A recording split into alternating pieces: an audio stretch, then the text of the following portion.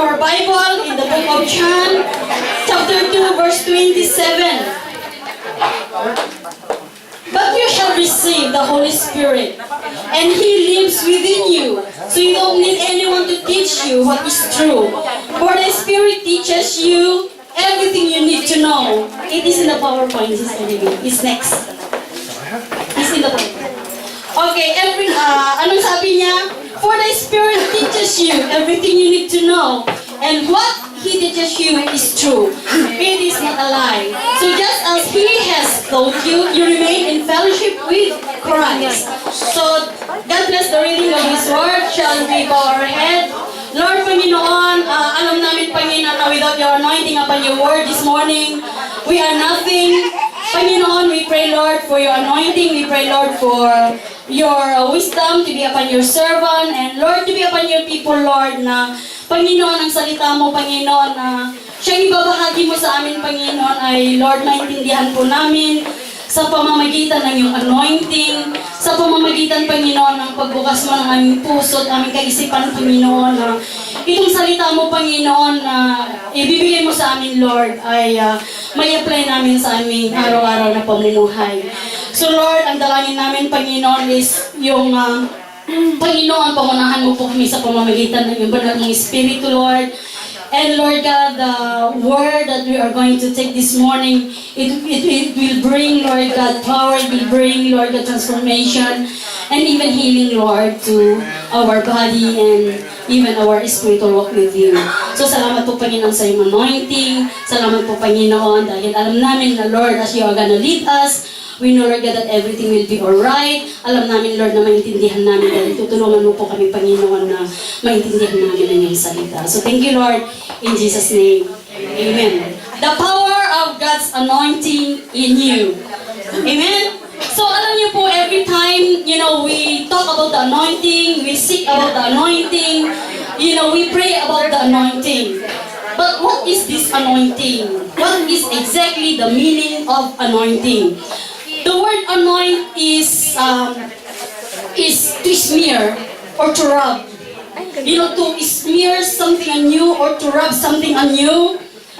Pag summer, di ba, maglagay tayo ng, wala tayong sunblock ngayon. Pero pag pupunta ka sa La Playa, maglagay ka, you rub something on you, you smear something on you. So, the anointing is the Holy Spirit being rubbed on you, being smeared on you. That is the meaning of anointing. So, in simple term is the Holy Spirit, the power of the Holy Spirit is being smeared on you, being rubbed on you. So, in other words, God's anointing is the power of the Holy Spirit that is flowing and operating through you so that we can do what God has asked us to do. That is the meaning of anointing. God is smear on you, put on you, rub on you. Yung parang i-jacket sa yung Panginoon yung power. The power of the Holy Spirit. That is the anointing. Being rubbed on you. So, alam niyo po ang Panginoon, He will pour out His Spirit and anoint different kinds of people in different place. If you take a look in the Old Testament, King David, when King David was anointed, inanoint po ni Samuel si King David with oil, the Holy Spirit came so powerfully upon the life of King David. Nasa 1 Samuel 15:13. Basahin ko sa iyo ang supporting verse niya. Ito po. So as David stood there among his brothers, Samuel took the flask of olive oil he had brought and anointed David with oil. And the Spirit of the Lord came powerfully upon David from that day. When David was anointed, the Spirit of the Lord came so powerfully upon the life of David. And you remember David, he defeated the lion, he defeated Goliath. It not because of his power, not because of his strength, but it's because of the anointing of God. And if you study the life of Jesus, Jesus during his earthly ministry, when Jesus was here on earth doing the will of the Father, it was not a secret that Jesus was walking in the anointing of God. God anointed His Son, our Lord Jesus Christ. Tingnan natin ang supporting verse niya. Sa Luke 4:18, sabi niya, "The Spirit of the Lord is upon me." It was Jesus who was talking in here. "For He has anointed me to bring good news to the poor. He has sent me to proclaim that the captives will be released, that the blind will see, that the oppressed will be set free." So the anointing of God was upon Jesus during His earthly ministry. Right? So for us, it says in 1 John 2, verse 2, chapter 2, verse 27, "For you have received the Holy Spirit." So it was talking, this verse is talking, referring to all of us. Referring to all of us. You know, talks about the Holy Spirit of God, the power of God that is upon each and every one of us.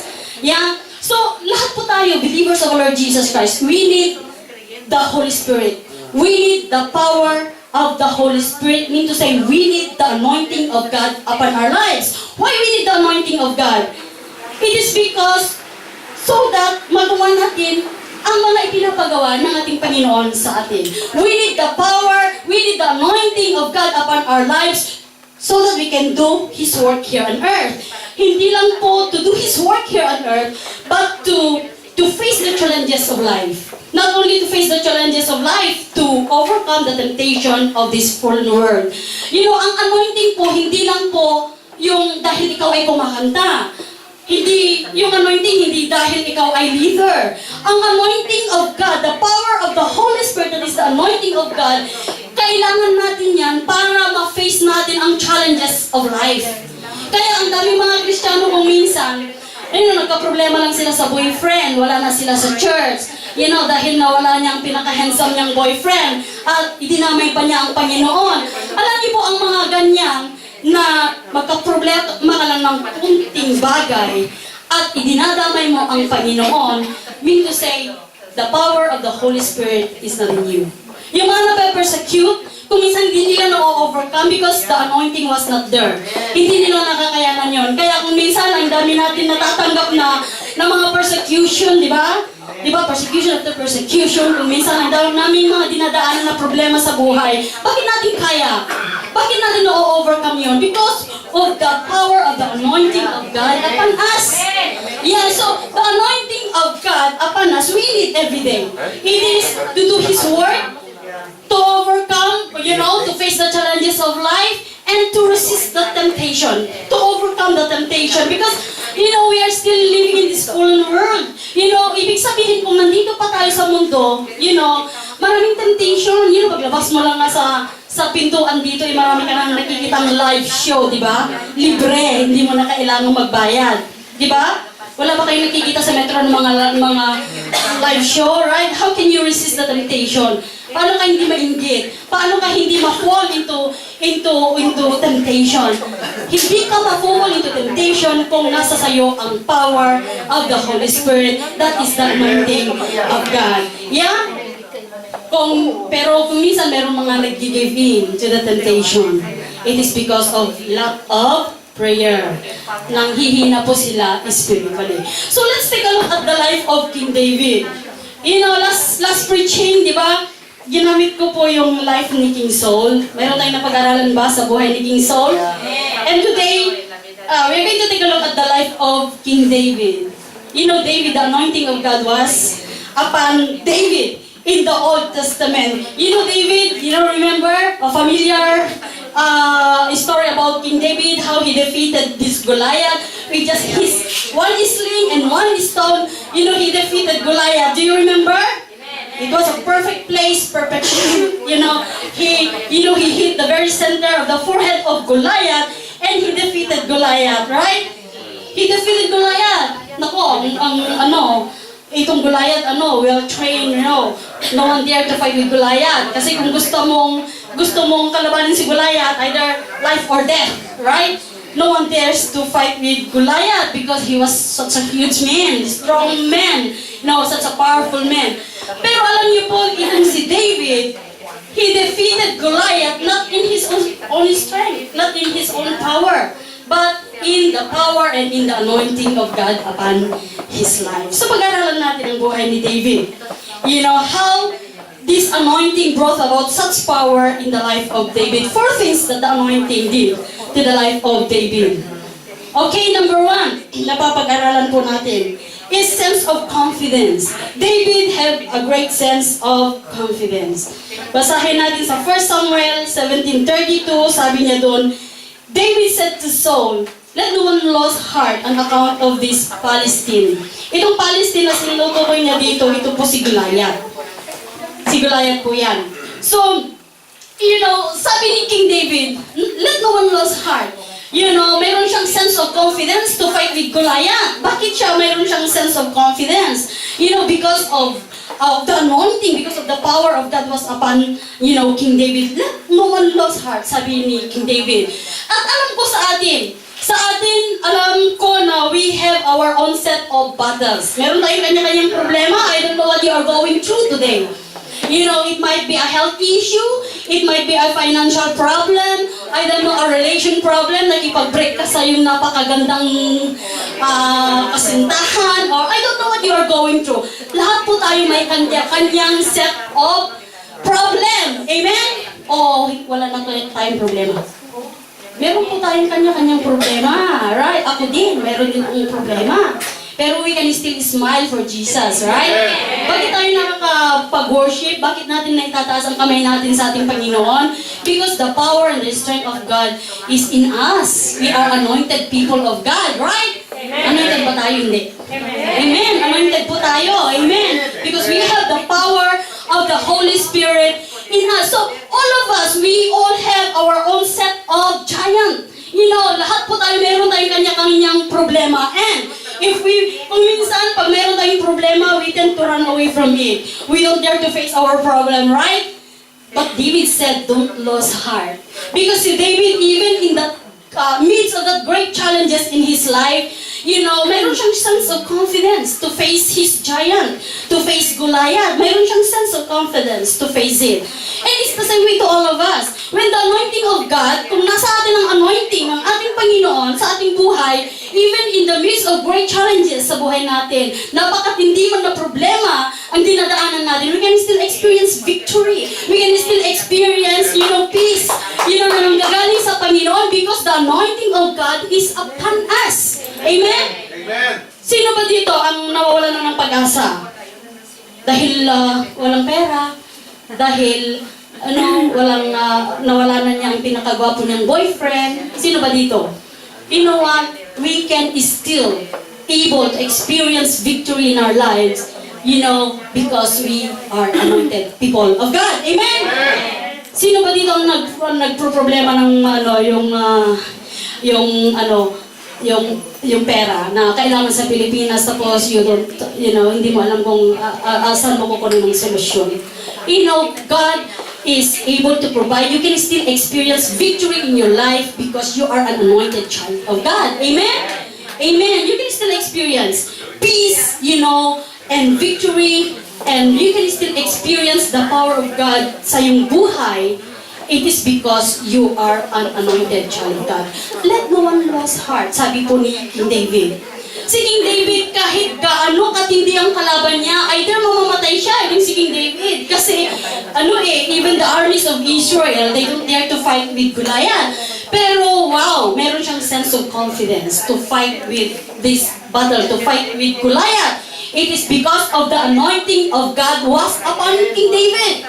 And it's the same way to all of us. Ano man yung mga dinadaanan natin na problema, it might be a financial issue, relationship issue, or maybe health issue. We can still experience the power and the victory of God upon our lives because we are all anointed people of God. Amen? Amen. Are you anointed? We are all anointed people of God because we have the power of the Holy Spirit in us. So, dapat huwag tayong mawalan ng pag-asa. The more na meron tayong problema sa ating buhay, the more na we face it, the more na itik natin as a challenge. Kasi hindi po sa ating battle, it is Him. Ang battle ay kay Lord. The battles belongs to me, sabi ng ating Panginoon. So, kung nakayanan ni David na i-face with confidence, yung mga challenges sa buhay niya, kaya niyang i-face si Goliath. We too. because we have the same God. Amen? Ano man ang problema na dinadaanan mo ngayon, kapatid, alam ko na you can still experience the power and the victory, upon your life because of the power of the anointing of God. Amen? Sense of confidence. Ang unang na pag-aralan natin sa buhay ni King David. Pangalawa po, boldness to stand up to the enemy. David stood before Goliath. In 1 Samuel 17 verse 45, it says there, David replied to Goliath, "You came to me with sword, spear, and javelin, but I come to you in the name of the Lord of heaven's armies, the God of the armies of Israel, whom you have defied." Wow, napaka-bold po si David. Si David po, actually the whole armies of Israel, they were running away from Goliath. They don't dare to fight with Goliath. But you know what? The armies who were trained, naka-uniform sila, they don't dare to face Goliath, but David, instead of running away from Goliath, he ran towards Goliath with that kind of boldness, sense of boldness to fight Goliath. Meron siyang bold siya. Bakit bold si David? Bakit napaka-bold itong si David? Bakit siya bold? It is because he knows his God. Because he knows that God was with him. And beyond that, he knows that God will going to fight for him. And not only that, the battle belongs to the Lord. Ganyan na lang siya ka-bold. Kasi pwede siyang mamamatay doon. But bold siya. Napaka-bold niya na harapin niya ang kanyang kalaban. Napaka-bold siya na harapin niya itong si Goliath. Yeah? So, he fought Goliath. He triumphed over Goliath. It's not because of his own strength. It's not because of his own ability. It's not because of his own power. But in the power and in the anointing of the Holy Spirit upon his life. Kaya po na-defeat niya, naging triumphant siya over Goliath. So, bold itong si King David. At alam niyo po, hindi natin mai-experience ang victory sa buhay natin kung hindi tayo dadaan sa battle. No battle, no victory. Di ba? Kaya nga, pinapadaan tayo kung minsan ng ating Panginoon sa mga problema kasi gusto niyang ma-experience natin ang power niya, gusto niya ma-experience natin ang victory sa ating buhay. So, no battle, no victory. Yeah, so, kasi kung minsan sa atin, when we are in the midst of a battle, kung minsan we are in the midst of a problem, sometimes we want that problem to disappear, right? Sometimes we run away from the problem, right? We don't dare to face our problem, right? We don't dare na i-face with boldness yung mga problema natin. Bakit? Ayaw natin kung minsan. Alam niyo po kung if you run away from your problem, if you don't dare to face your problem, you know what? You've missed the opportunity to experience God's power and God's victory upon your life. Kaya ang dami mga Kristiyano na kunting persecution lang, wala na sila, kung saan-saan na sila, namuhay na sila sa kamunduhan. Actually, yung napakaliit lang na persecution sa loob ng church. Kung minsan nakarinig lang siya na hindi niya nagustuhan, umalis na siya. Alam niyo po, mas matindi yung giant na ibibigay ng Panginoon sa ibang lugar.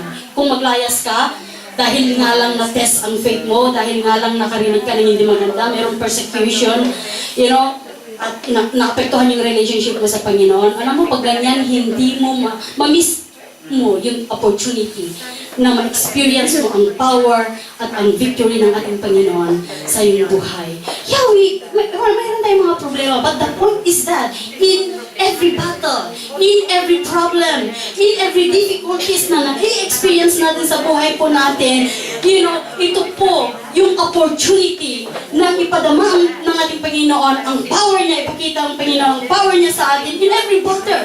It's an opportunity for us to experience God's power and God's victory, upon our lives. Kaya dapat bold tayo. Kung si David na naging bold, napakaliit niya. He was just a shepherd boy.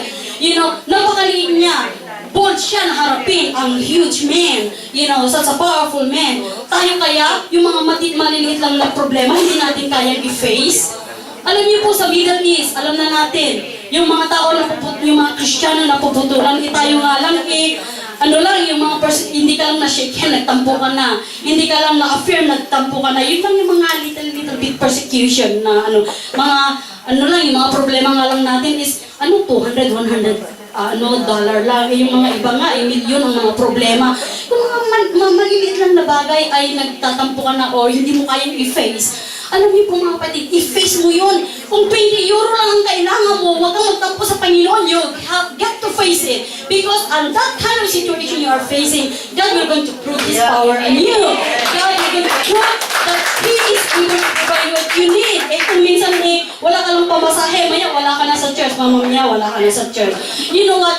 Ang lahat ng mga bagay na inaalam ng ating Panginoon, meron siyang kaparaanan para ipakita ang kanyang power, para ipakita ang kanyang glory, hindi lang sa iyo, kundi sa kanyang mga anak. Amen?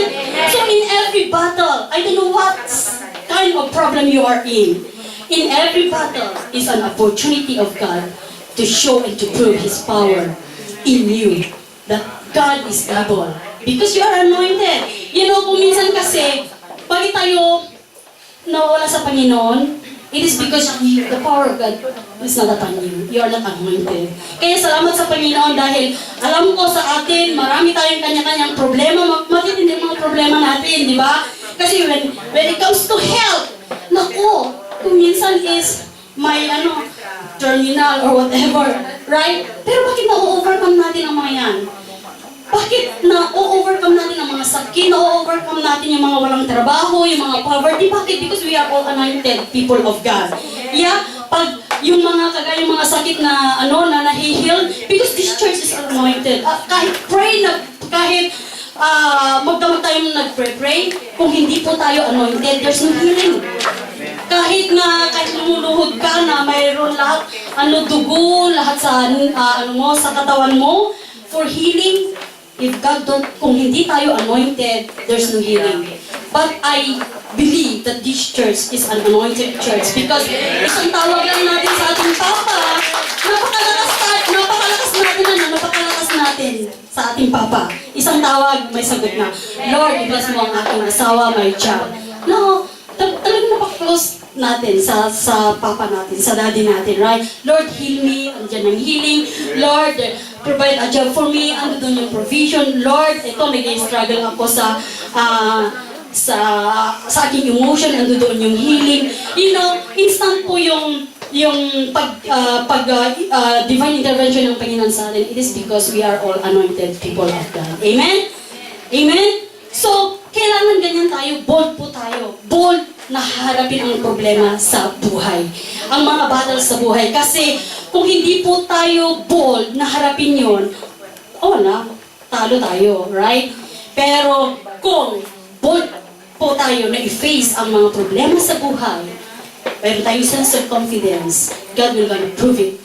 God will going to prove His power in you. God will going to prove that He is God, over your situation. He is in charge, He's in charge sa iyong sitwasyon. He's in charge sa iyong buhay. He's in charge sa iyong future. Yeah, so kailangan mayroon tayong boldness to face those giants in our lives. So, alam niyo na kung anong ibig kong sabihin na giant. Kanya-kanyang problema. Alam ko yun sa atin dito, mayroon tayong kanya-kanyang problema. Right? Ako, nakakangiti ako sa Panginoon. Nakakatayo ako na mag-serve sa Panginoon. It is because alam ko kung sino ang Panginoon. I know Him. Alam ko na makapangyarihan ang ating Panginoon. Okay? So third very important lesson, the power to accomplish a task beyond one's ability. 1 Samuel 17:50. So David triumphed over the Philistine with a sling and a stone, without a sword in his hand. He struck down the Philistine and killed him. Kagaya ng nasabi ko kanina, si David, he was just a small boy. The youngest in the family. Hindi po siya trained as a soldier. Pero sabi niya kay King Saul, si Saul ang king during that time. Sabi niya kay King Saul, sabi niya, I want to go and fight with Goliath. So ito naman si Saul, coward siya eh. He don't dare to go and fight with Goliath. Actually, siya ang best match ni Goliath. Itong si Saul.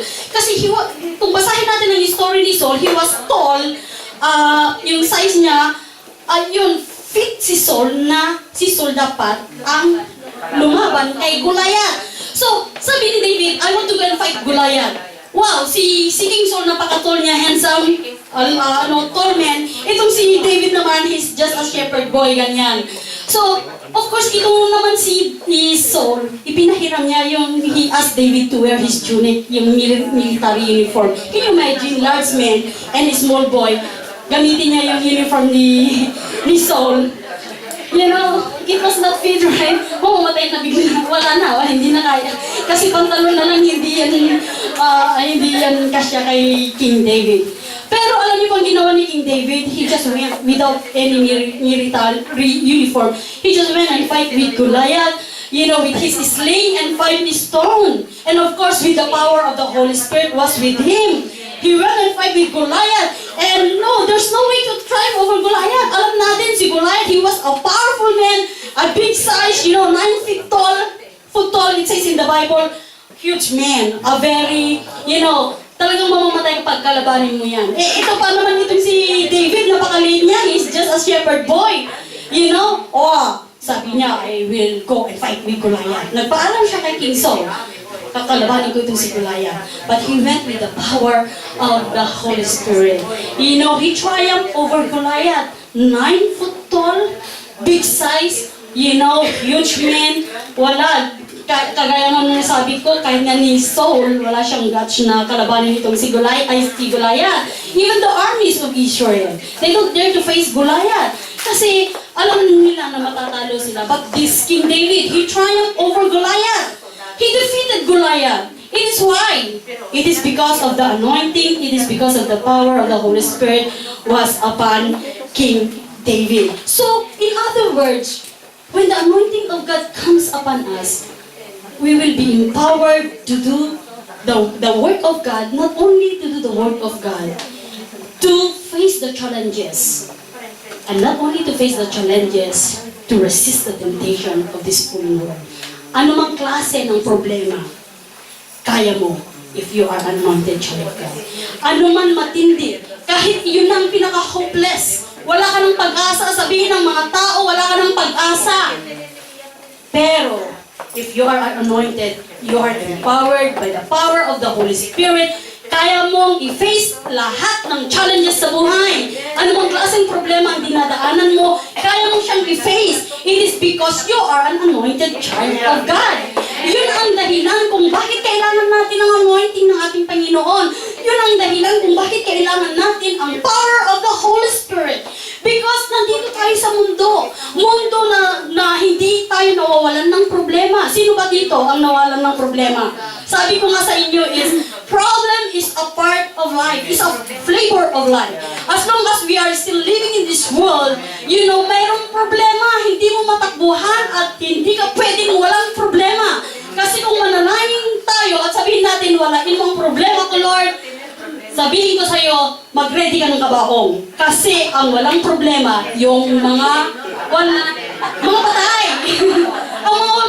Yun lang. So, yung mga problema, yung mga patay, wala na silang problema. Hindi pagkain nga, hindi nga patay na nga sila eh. Hindi pera, hindi tayo nga, pagkain, pera, relationship, lahat-lahat problema na natin. Pero, sabi ko nga sa'yo is, kaya natin lahat ng klaseng problema ma-face natin because we have the power of the Holy Spirit. Mean to say, we have the anointing of God upon our lives. Amen? Amen. So, huwag kayong mag-aspire, na mawawalan kayo ng problema.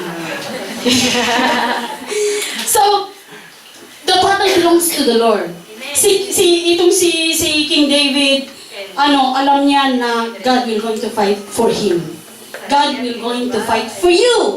And the battle is not belongs to you. The battle belongs to the Lord. Amen? Praise God. So, nag-triumph po itong si David over Goliath. So, yun ang anointing. That's what the anointing of God will do to you and will do to me. If you take a look sa Old Testament, paborito kong verse, si Joseph. Joseph in the Old Testament, alam na natin yung mga hardship na dinaanan ni Joseph, right? Hardship after hardship, but he was victorious. He triumphed over the temptation. He ran away from the temptation. it is because God was with him. Yeah, if we know the story about Joseph, from the very beginning, he was sold on slavery in the land of Egypt. And in the land of Egypt, he was framed as an adulterer. And as a result of that, he ended up in prison na kulong siya, na wala siyang kasalanan. Inosente po siya. Yeah, bakit niya na-overcome? Bakit triumphant? Bakit victorious po ang buhay ni Joseph? It is because God was with him. The anointing of God was with Joseph. Alam natin matindi ang dinaanan ni Joseph. Kasi hindi po madali ang makulong na walang kasalanan. Right? Hindi po madali na maibenta ka sa ibang bansa. But because of the anointing of God, Joseph experienced promotion in the land of Egypt. Yeah, it is because of the anointing of God. God anointed Joseph. At alam natin na si Joseph, he was empowered, to do the will of God upon his, he rise up. He rise up and do the work of God beyond his human ability. And as a result of that, he received promotion, upon his life. Alam niyo po, every time na nagre-ready po ako ng preaching, nagre-ready po ako ng teaching, or even sa song line-up, I always ask God to help me, to give me, to grant me the anointing. Because if I look unto my own limitation, human limitation, I cannot do it. I cannot do it. Hindi ko kaya. Sa kaalaman ko, hindi ko talaga kayang mag-preach, hindi ko kayang mag-tour, hindi ko kayang mag-lead ng worship. But, by the grace of God, by the anointing of God, I can do it. Not depending on my own human limitation, but depending on the anointing and on the power of God upon me. And it's the same way to all of us. Mayroon po tayong kanya-kanyang human limitation. Mayroon tayong kanya-kanyang weaknesses sa buhay. Alam natin ang limitation natin. At alam ng Panginoon ang limitation po natin. Alam niya yun. Alam ng ating Panginoon. But in the midst of that human limitation, alam ng Panginoon ang kahinaan po natin. Pero, God can still use us in spite of those weaknesses. God still can use us in spite of all those human limitations because God can use us by the power. Gagamitin tayo ng Panginoon, but ando doon yung power of the Holy Spirit, anointing of the Holy Spirit in us, upang sa ganon, mapagtagumpayan natin o ma-fulfill natin ang ipapagawa ng ating Panginoon sa atin. Ano ba yung mga ipinapagawa ng ating Panginoon sa atin? Hindi lang po to come here in the church every Sunday and worship God, to pray for the sick, to win for the soul, to teach the truth, okay, to do what is right and what is wrong. Ang daming kaparaanan, ang daming paraan para maggamitin natin ang anointing ng Panginoon sa ating buhay. Alam mo kaya ang katotohanan? Maintindihan mo kaya ang salita ng Panginoon without the anointing of God? Makapagturo ka kaya ang tama o mali kung wala sa iyo ang Holy Spirit? Makapag-pray ka kaya sa sick kung wala sa iyo ang anointing? Hindi po natin kaya without the power and without the anointing of God upon each and every one of us. That's why it's very important na kailangan natin ang anointing. Amen? The fourth thing is transformation from nobody to somebody. 1 Samuel 18 verse 5, whatever mission Saul sent him on, David was so successful that Saul gave him a high rank in the army. This pleased all the troop and Saul officers as well. So David experienced success in his life. Gusto niyo ba ma-experience ang success? Alam niyo po, successful po ang anak ng Diyos. It is because of the power of the anointing. Successful ka sa ministry mo, successful ka sa future mo, success lahat ang plan mo. It is not because you are so clever. It is because of the power and the anointing of God upon your life.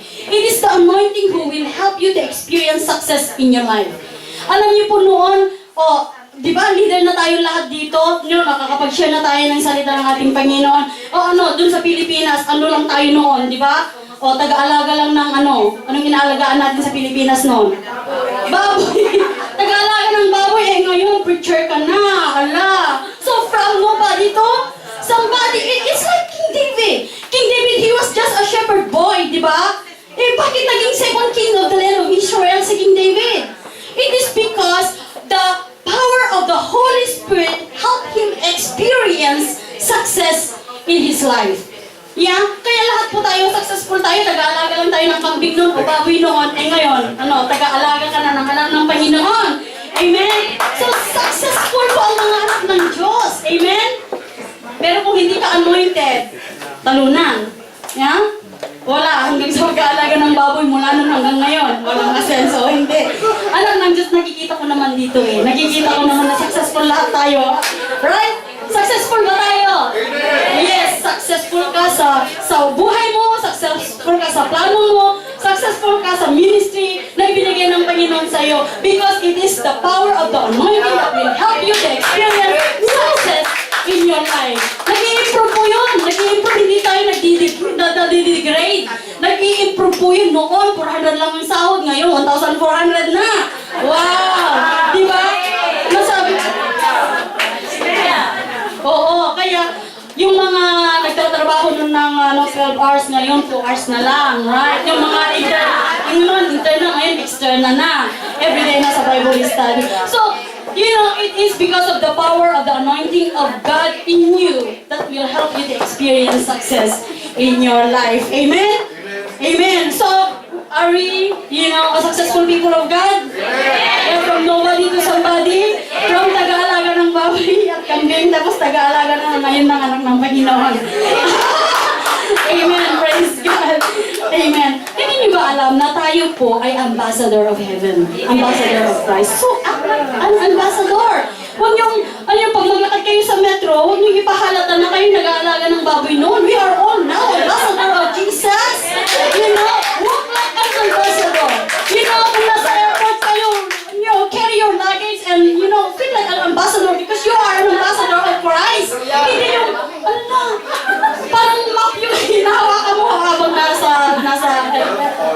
hindi dapat ganyan. You know what?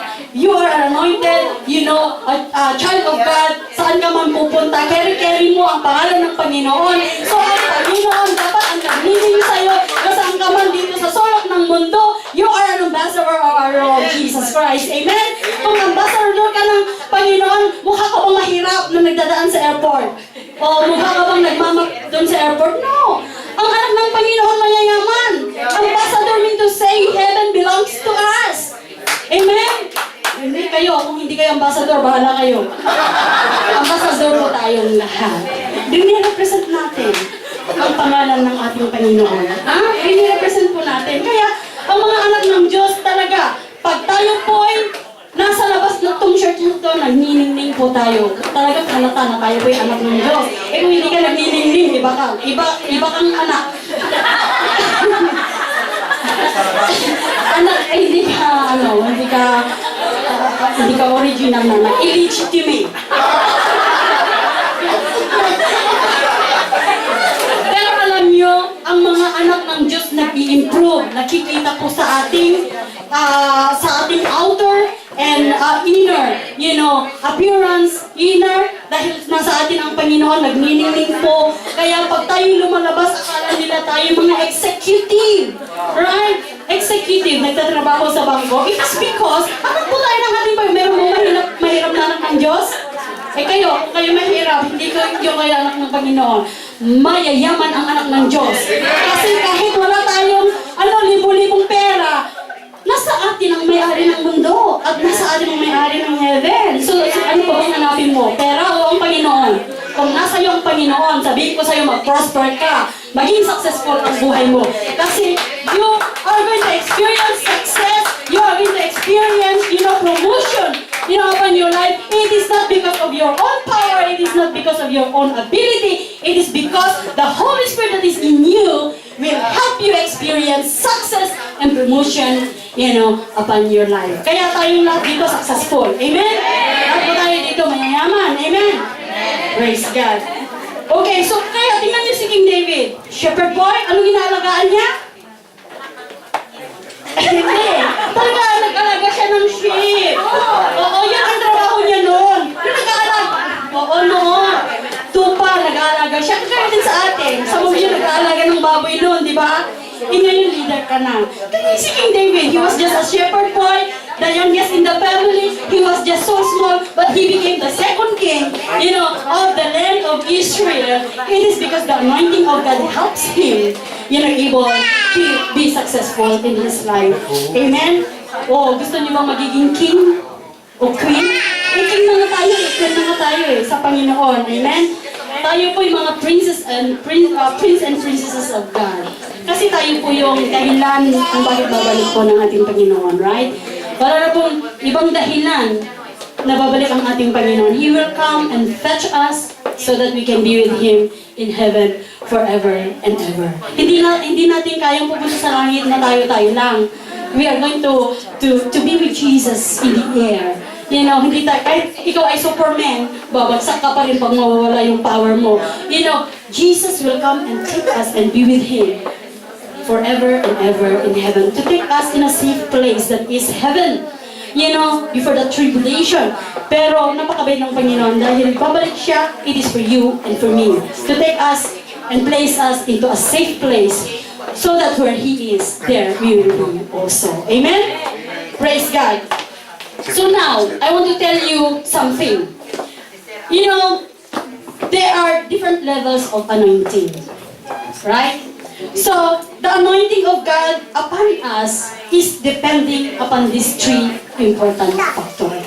Meron pong level of anointing. First of all, the touch of God upon your life. The more you experience the touch of God, the greater the anointing will be upon your life. When you receive healing, when there's miracle after miracle, when God answered your prayer, there are so many forms or ways, that God can touch you. But the more you receive a touch from God, the more you experience the touch of God upon your life, the greater the anointing of the Holy Spirit will be upon your life. Second thing, preparedness of heart. How is your heart? Kumusta ang kondisyon ng iyong puso? Hindi ibig sabihin kayo Kristiyano, doon na yung anointing. Ikaw naman Kristiyano, every Sunday nandito ka sa church, pero you are not walking with God daily, don't expect anointing. Yeah. So, how is your relationship with God? Are you walking with God daily?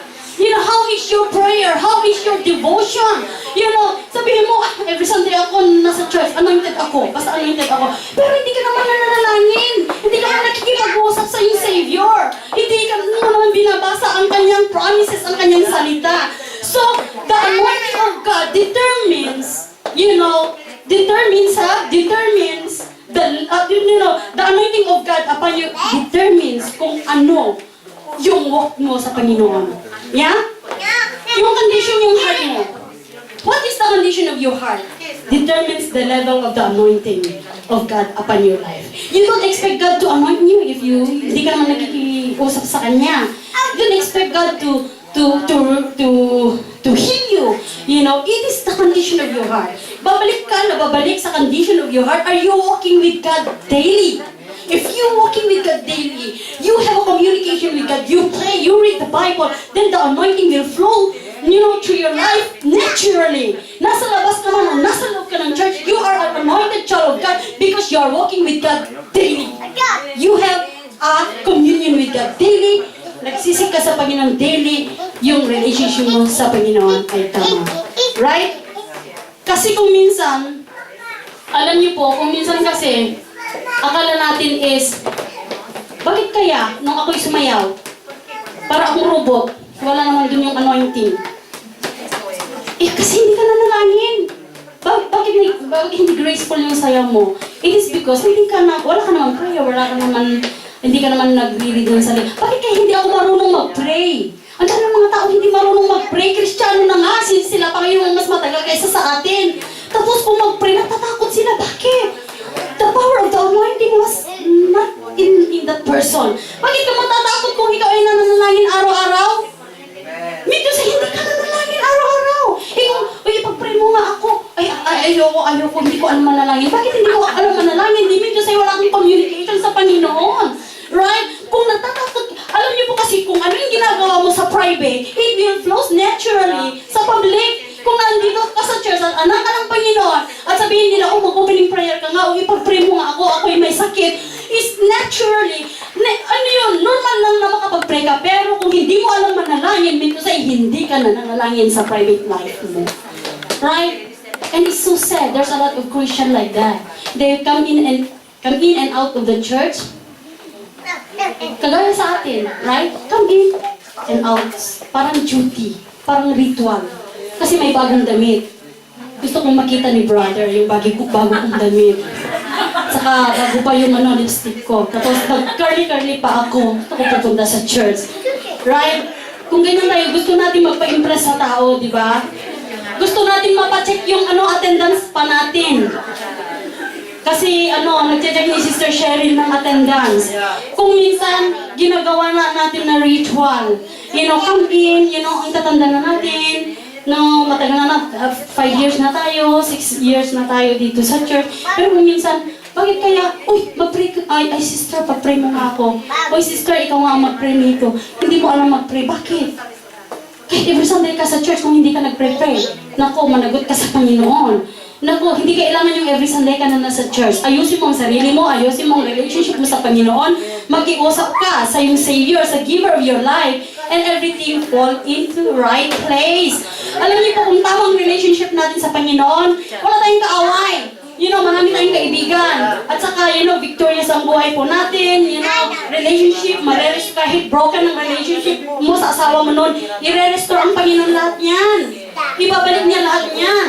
Ibabalik niya lahat. Kung ano ang nawala mo last year, ibabalik niya lahat yan pag ikaw ay anointed at tama ang relationship mo sa Panginoon. Pero kung every Sunday ka dito, para lang ipakita kung gaano ka ka-clever, gaano ka gagaling, sabihin ko sa inyo, mga kapatid, hindi ka mag-success sa iyong buhay.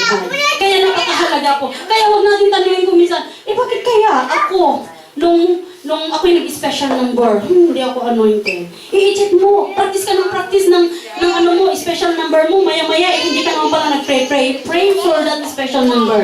And God will gonna anoint you. Kaya kung minsan, ganyan yung mga ibang Kristiyano. Na kung minsan, napaka nila na mag-impress sa tao. Pero actually, sa atin, dapat ang Panginoon i-impress natin. And God, people around you will gonna be blessed. People around you will gonna be blessed. Dahil ikaw, tama yung relationship mo sa Panginoon. Amen? So third thing, the anointing of God upon your life is depending upon these three important factors. The third one is the expectancy level.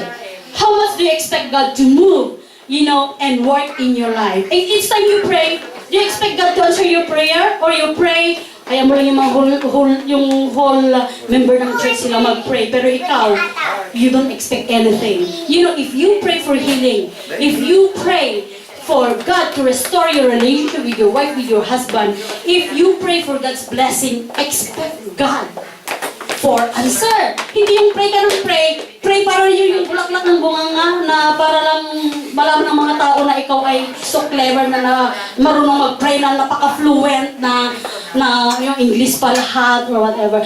You know what? If you pray, expect God to answer your prayer. If you come to the church, you raise your hand. You raise your hand. Do you expect God to speak to you, to touch you, or to rest upon you, or you don't expect anything? You need to expect God. Kailangan i-expect mo ang Panginoon to touch you, to speak to you. Lord, sabihin mo, ano ang gusto mong ipadama sa akin? Ano ba yung first revelation, Lord, na ibibigay mo sa akin? We need that kind of dapat expectant tayo sa ating Panginoon. Na ang dahilan po kung bakit ka pumupunta dito sa church is because you want God to speak to you. You want God to touch you what you're going through, to speak to you kung ano man yung mga kailangan mo na encouragement o word. Sa Panginoon, alam niyo po, we need to expect God to speak to us. Kasi kung minsan, ang daming mga testimony na nasa prayer pa lang nag-i-speak ng Panginoon sa kanila. Nasa prayer intercessory pa lang, nasa worship pa lang, andoon na ang Panginoon. Nag-i-speak na kaya kung minsan meron mga umiiyak, meron yung mga damang-daman nila ang presensya ng Panginoon because God is speaking to these people. So if you come to the church, ina-expect ba natin ang Panginoon na mag-speak sa atin? Ina-expect ba natin ang Panginoon na touch niya tayo? O kaya we just come dahil gusto mong makita yung yung okay na. Okay, you just come kasi gusto mong may pakita lang yung maganda mong damit or whatever, di ba? You know, we need to expect God to speak to us, you know, every time we come here in the church. So, hindi lang po sa church. I mean, sinasabi ko, we come here in the church, we expect God to speak to us, to touch us, and to rest upon us. Hindi lang dito sa church. Every time we come into the presence of God, nasa bahay ka man, o nasa trabaho ka man, nasa piso ka man, if you come into the presence of God, you expect God to answer your prayer, you expect God to speak to you, you expect God to touch you, you expect God to rest upon you. You expect God every time you come into the presence of God. Hindi lang po dito sa church. Sa time mo sa Panginoon, you expect God. You know, you expect God to speak and to touch you. Amen? So my prayer this morning that all of us in here, we acknowledge the anointing of God. We acknowledge that we need the anointing of God. We acknowledge that we need the power of God upon our life. Because it is this anointing that comes from God that help us, you know, to overcome every challenges of God, of this life, because it is the anointing of God that help us, teaches us, or guide us, you know, in our daily walk with God. It is this anointing of God that help us to pray for other people. Itong anointing ng Panginoon, ito po yung help natin para kaya natin mahalin ang kapwa natin. Kasi kung mahalin mo ang kapwa mo, ang hirap mong mahalin ang taong kagaya mong imperfect. Right? It is because of the anointing of God we can be able to love other people the way Jesus loves these people. Hindi natin kayang mahalin ang ibang tao kung sarili nating kakayanan. Hindi natin maintindihan ang ibang tao kung sarili lang nating kakayanan. It is because the anointing of God we can be able to love one another. Kaya loving people na tayo dito, di ba? Pagdating dito sa church, kahit flat nose, mahalin pa rin natin, right? Yung mga pumupunta dito sa church kahit hindi ka ibig-ibig, minamahal pa rin natin sila. Bakit? It is because of the power of the Holy Spirit that is working in and through our lives. Amen? So that is the anointing. Are you aspiring for the anointing? Are you longing for the anointing? You know, every time you do things for God, you know, inaas mo ba ang Panginoon for anointing? Every time you are going through difficulties, problems, you know, sa iyong buhay, are you asking the Holy Spirit to help you overcome all these problems and difficulties in your life? Are you asking or you want to do it your own way? Not God's way. We need the power and the anointing of God upon us so that we will be victorious in our daily walk, in our relationship with God. So shall we bow our head?